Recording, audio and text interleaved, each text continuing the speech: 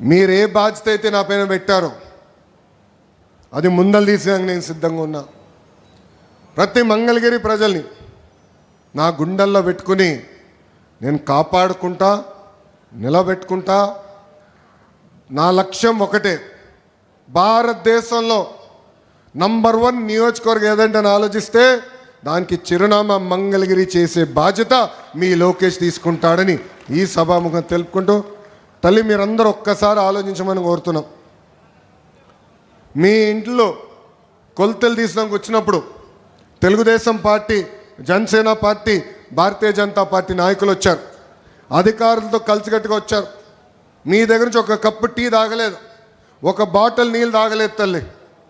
స్వచ్ఛందంగా వచ్చి మీకు సేవ చేసాక వచ్చారు తల్లి.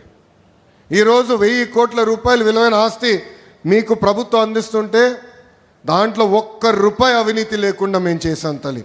అది ఎన్డీఏ ప్రభుత్వానికి ఉన్న చిత్తశుద్ధి. అహర్నిశలు మీకోసం కష్టపడడానికి మేము సిద్ధంగా ఉన్నాం. ఆనాడే చెప్పా, మీకు ఏ సమస్య ఉన్నా మా ఇంటి తలుపులు 24 గంటలు మీకు తెరుచుంటుందని ఈ సభాముఖం తెలుపుకుంటూ, నాకు ఇంత అద్భుతమైన అవకాశం ఇచ్చిన మంగళగిరి ప్రజలందరికీ పేరు పేరున నా హృదయపూర్వక ధన్యవాదాలు తెలుపుకుంటూ మీ అందరి దగ్గర నుంచి సెలవు తీసుకుంటున్నా. అందరికీ నమస్కారం. జై హింద్.